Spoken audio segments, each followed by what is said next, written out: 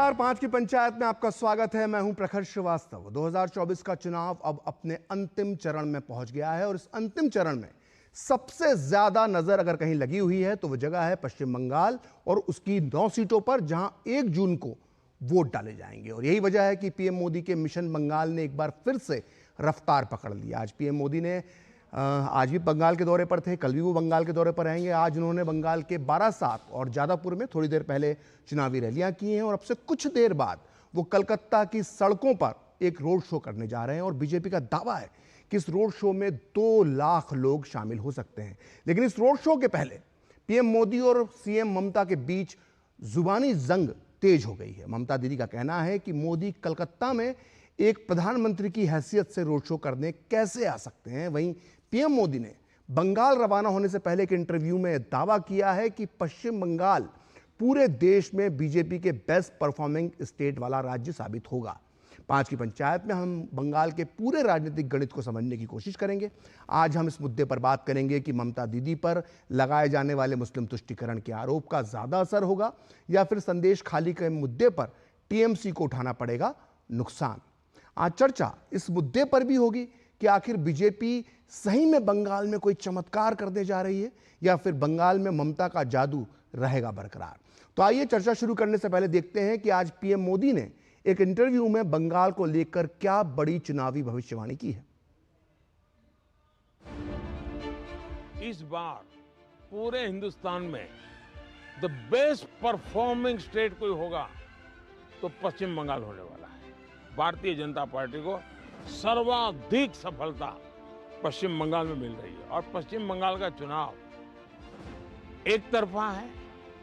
जनता जनार्दन उसको लीड कर रही है और उसके कारण सरकार में बैठे हुए लोग, टीएमसी के लोग बौखलाए हुए हैं। लगातार हत्याएं हो रहे हैं, हमले हो रहे हैं। भाजपा कार्यकर्ताओं को चुनाव के पहले जेलों में बंद कर दिया जा रहा है। ये सारे जुल्मों के बावजूद भी मतदान भी जनता ज्यादा कर रही है और वोट भी ज्यादा हो रहा है। पहले इन्होंने कानून बना करके माइनॉरिटी को देने का पाप शुरू किया। पहले आंध्र में शुरू किया, सुप्रीम कोर्ट तक में वो हार गए। हाई कोर्ट ने उसको रिजेक्ट कर दिया क्योंकि संविधान अलाउ करता नहीं है। तो इन्होंने चालाकी करके पिछले दरवाजे से खेल शुरू किया और पिछले दरवाजे से खेल शुरू करने के लिए इन लोगों ने रातों रात मुसलमान की सभी जातियों को ओबीसी बना दिया। सभी जातियों को ओबीसी बना करके जो ओबीसी का हक था वो रातों रात डाका डाल दिया, लूट लिया। और इसके खिलाफ चुनाव की सरगर्मी चल रही है। तब हम तो बोल ही रहे थे कि ये हो रहा है, कर्नाटक में हुआ है, मैंने बताया था। हम बंगाल के लिए भी बोल चुके थे। लेकिन जब हाईकोर्ट का जजमेंट आ गया तब ये साफ हो गया कि इतना बड़ा धोखा हो रहा है। लेकिन इससे भी दुर्भाग्य की बात है कि इतना बड़ा वोट बैंक की राजनीति करने के लिए वे अब इनको भी गाली दे रहे हैं, जुडिशरी को गाली दे रहे हैं, न्यायपालिका को गाली दे रहे हैं। और वो यहाँ तक कह रहे हैं कि कुछ भी हो जाए हम कोर्ट की बात मानने वाले नहीं हैं। कि ये जो स्थिति है वो किसी भी हालत में स्वीकार्य नहीं हो सकती। तो पीएम मोदी ने कर दिया है ऐलान कि बीजेपी बंगाल में बेस्ट परफॉर्मेंस देने जा रही है। वहीं ममता दीदी का यह कहना है कि वो इस बार बंगाल में बीजेपी का विजयी रथ रोक देंगी। यानी कुल मिलाकर साफ है कि बंगाल में संघर्ष बड़ा भीषण होगा। बंगाल में इस बार किसका खेला होगा, मोदी या ममता? क्या चाहती है बंगाल की जनता? इस मुद्दे पर चर्चा करने के लिए हमारे साथ मौजूद हैं माधवी अग्रवाल, जो प्रवक्ता हैं बीजेपी की। वहीं हमारे साथ मौजूद हैं टीएमसी के नेता रुद्रांका सान्याल। वहीं ऋषि शंकर मिश्रा हैं, जो राजनीतिक विश्लेषक हैं, कांग्रेस का पक्ष रखेंगे।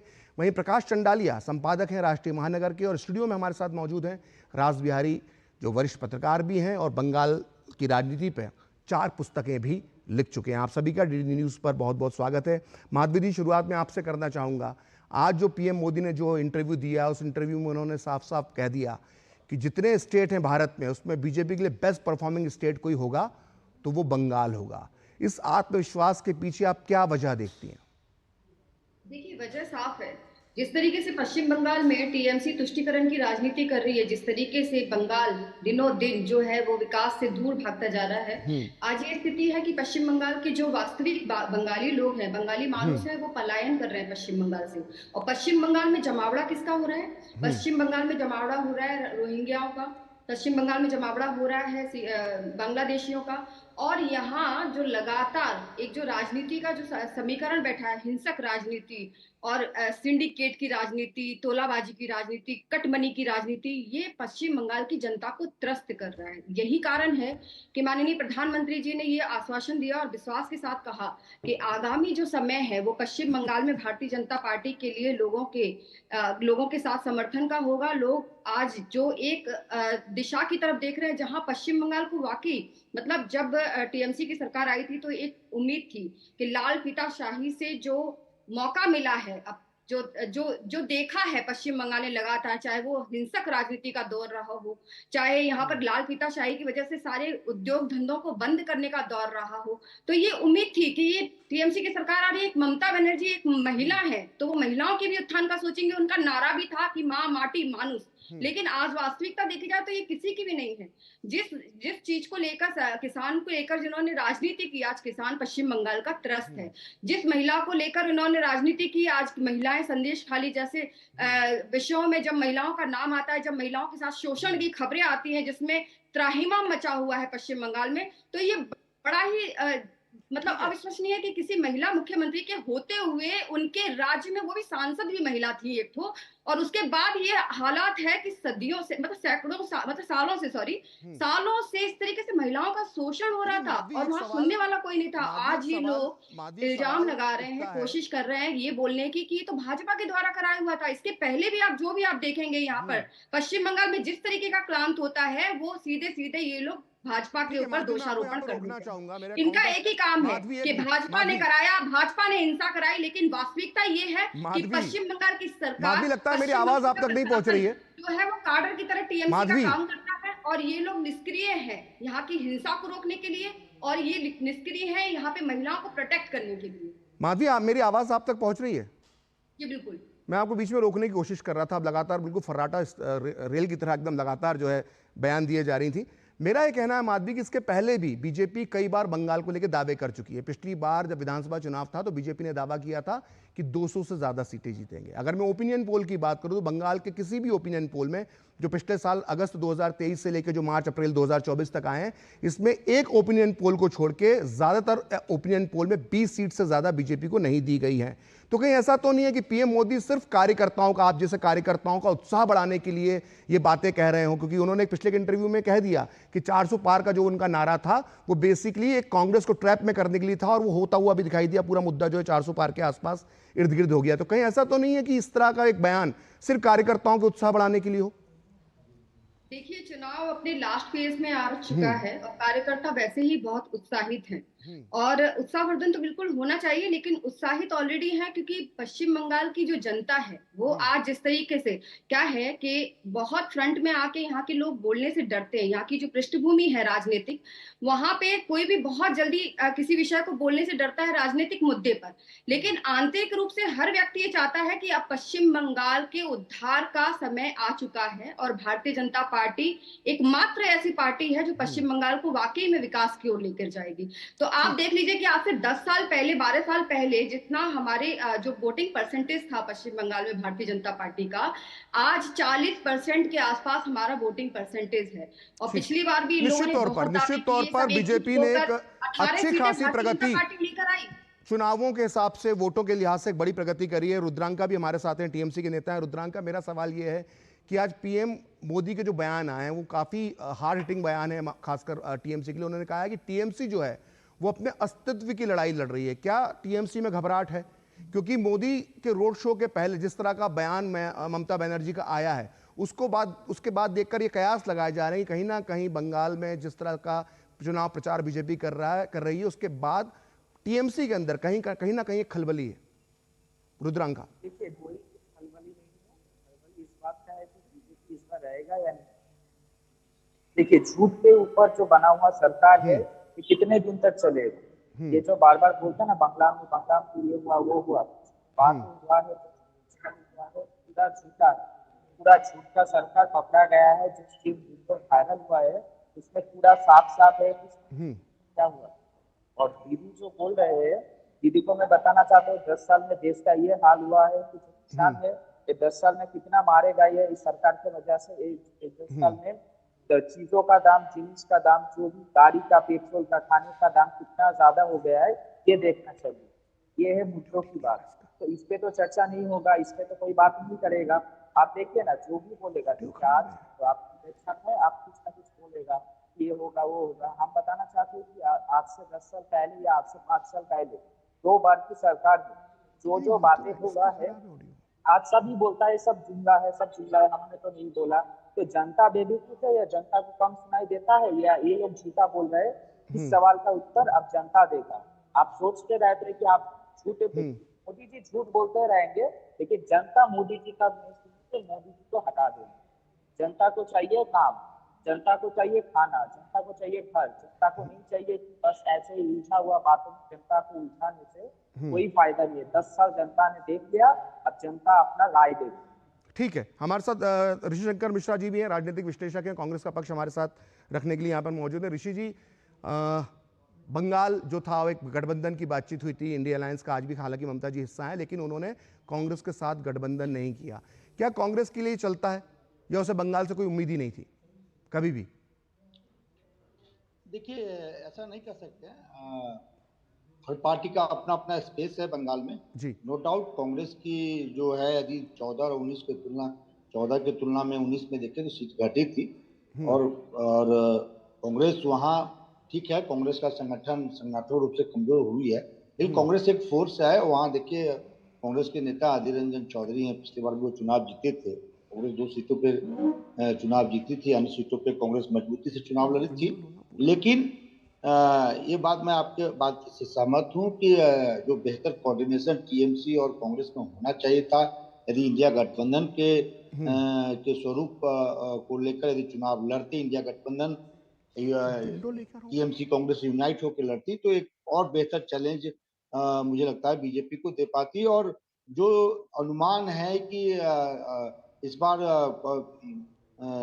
बीजेपी 18 सीटें जीत सकती है, 20 सीटें जीत सकती है, उसमें भी मुझे लगता है कि टैली में कमी आती। लेकिन अब किस कारण से ममता बनर्जी नहीं साथ आना चाहिए, ये अलग बात है। हो सकता है कि लोकल राजनीति हो, लोकल इश्यू हो, लेकिन ये अच्छा ऋषि, आपने बीजेपी की टैली बताई कि 18 से कम हो जाएगी, लेकिन कांग्रेस की जो टैली 2 पर थी, मतलब वो 2 सीटें भी आएंगी कि शायद बढ़ जाए? नहीं, कांग्रेस कई सीटों पे बहुत मजबूती से चुनाव लड़ रही है और मुझे लगता है कि कांग्रेस कम से कम 4-5 सीटें जीतने की कैपेसिटी में है। और 4 तारीख के बाद मुझे लगता है कि कांग्रेस अगर मजबूती से चुनाव लड़ रही है जैसा कि आप कह रहे हैं, तो नुकसान तो ये सीधे सीधे जो टीएमसी को ही पहुंचाएगी। नहीं, देखिए अब देखिए, ये तो पार्टी के नेता बताएंगे। एक राजनीतिक विश्लेषक पत्रकार होने के नाते मेरी समझ है कि जो एंटी टीएमसी वोट है उसमें डिवीजन होता है। तो इसका फायदा क्या कहते हैं टीएमसी को भी मिलेगा और कांग्रेस को भी। कांग्रेस कई सीटों में मजबूती से चुनाव लड़ रही है। यदि एंटी बीजेपी थोक भाव में बीजेपी को वोट चला जाता तो इससे डायरेक्ट बीजेपी को फायदा होता। ये अपना आकलन ऋषि जी बिल्कुल हो सकता है। Political party. ठीक है, प्रकाश चंडालिया जी के पास चलते हैं, संपादक हैं राष्ट्रीय महानगर के। प्रकाश जी, जो आज पीएम मोदी का बयान आया है कि बंगाल में जो है वो बेस्ट परफॉर्मिंग स्टेट बीजेपी के लिए साबित होने वाला है, इसके पीछे सही में कोई चुनावी गणित है या सिर्फ हौसला बढ़ाने के लिए दिया गया, जैसा कि मैंने माधवी से पूछा था ये सवाल? आप क्या कहते हैं प्रकाश जी? प्रखर जी, 6 चरणों के चुनाव हो चुके हैं और अंतिम चरण का चुनाव बस 2 दिन की प्रतीक्षा है। प्रधानमंत्री किस आक्रामक अंदाज में पश्चिम बंगाल में चुनाव प्रचार के दौरान आते रहे हैं और इस बार जितने जोश के साथ, जितने आत्मविश्वास के साथ में उन्होंने अपनी बातें कही हैं और विशेष करके जिन मुद्दों को उन्होंने उठाया वो आम आदमी के, आम नागरिकों के मुद्दे हैं। जो दावा उन्होंने किया है कि सबसे अधिक बेस्ट परफॉर्म करेगी, मैं बाकी प्रवक्ताओं के सामने या बाकी जो प्रतिनिधि है उनसे ये कहना चाहूंगा कि 2019 में जब लोकसभा के चुनाव हुए थे, भारतीय जनता पार्टी के लिए किसी ने कल्पना नहीं की थी कि 18 सीटें मिल जाएंगी। बिल्कुल मिली, क्योंकि वहां पर क्योंकि ये परिस्थितियां बनी और इस बार अगर भारतीय जनता पार्टी, मेरा ये आकलन है कि 25 सीटों के आसपास अगर पहुंच जाए तो कोई आश्चर्य नहीं होगा। देखिए प्रधानमंत्री जी कौन कौन से मुद्दे उठा रहे हैं। अभी थोड़ी देर पहले आपने जादवपुर में प्रचार दिखाया, जहां लाइव आपने दिखाया। जादवपुर विश्वविद्यालय है, वहां वो शिक्षा की बात कर रहे हैं, स्वास्थ्य की बात कर रहे हैं, रोजगार की बात कर रहे हैं, बंगाल की हिंसा की बात कर रहे हैं। और सच्चाई तो यह है कि पश्चिम बंगाल की जो राज्य सरकार है, वहां का सबसे बड़ा मुद्दा यह है कि यहां पर विरोध के नाम पर, विपक्ष के नाम पर ममता बनर्जी की सरकार के सामने विपक्षी कोई पार्टी नहीं है। विपक्ष के रूप में ममता बनर्जी के सामने हाई कोर्ट है और यहां पर तुष्टीकरण के नाम पर, सांप्रदायिकता के नाम पर हिंदुओं पर प्रहार है। ये दो वो मुद्दे हैं जिसके प्रति मुझे लगता है कि बंगाल की जनता जाग चुकी है और इसका खामियाजा इस चुनाव में ममता बनर्जी को कहीं ना कहीं भुगतना अवश्य पड़ेगा। ठीक है, हमारे साथ रास बिहारी जी भी हैं। रास बिहारी जी ने, मैंने ऐसा बताया कि बंगाल के ऊपर 4 पुस्तकें लिख चुके हैं बंगाल की राजनीति पे। जैसा प्रकाश जी कह रहे हैं कि जो मुस्लिम तुष्टीकरण है या सीए का मुद्दा है, क्या बंगाल के चुनाव में इसका अच्छा असर देखने को मिलेगा? नहीं, चुनाव में मुद्दा तो बहुत बड़ा है जी। तुष्टीकरण भी बहुत बड़ा मुद्दा है, सीए भी बहुत बड़ा मुद्दा है। और देखिए सबसे बड़ी बात यह है कि इस बार का जो चुनाव है वो पिछले कई चुनावों के मुकाबले इसमें हिंसा कम हुई है। अगर हम पिछले चुनाव की मुख्य चिंता अगर बात करें कि 10 मार्च को अगर चुनाव जब घोषणा हुई थी पिछले साल 2019 में और 26 मई तक जब चुनाव नतीजे आए थे, इस दौरान कम से कम 50 लोग चुनाव में हिंसा का शिकार बने थे और बड़े पैमाने पर आगजनी हुई, बमबारी हुई और बहुत बड़ी संख्या में लोग घायल हुए। चुनाव से पहले भी बहुत बड़ी संख्या में लोग मारे गए और चुनाव के बाद तो कत्लेआम हुआ था। जो शाहजहां शेख आज जेल में है, मतगणना के दिन 4 लोग केवल संदेश खाली में मारे गए थे। बिल्कुल। तो इस बार हिंसा का कम है। इसकी बड़ी वजह है कि बीजेपी ने अपनी ताकत बढ़ाई है तो लोगों को भी लग रहा है अगर हम हिंसा करेंगे तो हमारे ऊपर भी हिंसा होगी। दूसरा, केंद्रीय सुरक्षा बलों को भी चुनाव आयोग ने सही तरीके से लगाया है। चुनाव आयोग ने पश्चिम बंगाल के मुख्य चुनाव अधिकारी की इस मामले में प्रशंसा भी की है। लेकिन हमने देखा कि चुनाव के छठे दौर में हिंसा बड़ी तेजी से बढ़ी थी। 2 हत्याएं हुई, कई जगह बमबारी हुई, उम्मीदवारों पे हमले हुए, खास तौर पे भारतीय जनता पार्टी के उम्मीदवारों पे हमले हुए। भारतीय जनता पार्टी ने भी कोशिश की है कि हिंसा कम से कम हो। अगर हिंसा कम हुई तो इसका शायद आप वही बात कर रहे हैं। अगर हिंसा कम हुई तो इसका मतलब यह है कि भारतीय जनता पार्टी अपने मकसद में कामयाब हो गई है, वो अपने वोट डलवाने में कामयाब हुई है। तो अगर हम सीटों की गणित की बात करें राज बिहारी जी, क्योंकि आप बहुत करीब से बंगाल को समझते हैं, जो 18 थी इससे सुधार होगा तो कितना सुधार होता हुआ आपको दिखाई दे रहा है? देखिए, अगर हम कुल मिला के अगर हम आज जैसे 1 जून को अगर 9 सीटों पे मतदान होगा और ये सीटें ऐसी जो ममता बनर्जी के खास लोग हैं, इसमें बड़े लोग हैं, ममता बनर्जी के बहुत नज़दीकी लोग भी हैं, उनके भतीजे की भी सीट भी है। ये देख रहे हैं कि ये जो दिग्गजों की सीट है इसमें भी दिग्गज घिरे हुए नजर आ रहे हैं। ठीक, जो पहले जो चुनाव हो गया जिन सीटों पे, अगर हम मान के चलें तो 26 से लेकर 30 तक ठीक भारतीय जनता पार्टी की सीटें आज बड़ी आसानी 26 से लेकर 30 तक आप बहुत बड़ी बात राज बिहारी जी कह रहे हैं। और जिन 9 सीटों का आपने जिक्र किया है, मैं आपको बता दूं कि ये 9 सीटें जो हैं ये ममता बनर्जी का गढ़ मानी जाती हैं। और 1 जून को इन सीटों पर क्या रहेगा मतदान, क्या रहेगा रुझान, इस पर हम बात करेंगे एक ब्रेक के बाद। लेते हैं एक छोटा सा ब्रेक।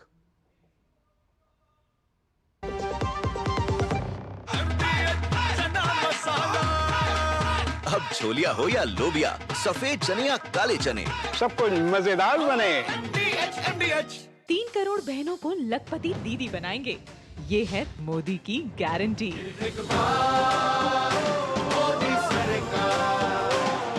बात जब पीढ़ियों के लिए बनने वाले घर की हो तो जिम्मेदारी बड़ी हो जाती है। गैलेंट समझता है ये जिम्मेदारी। अब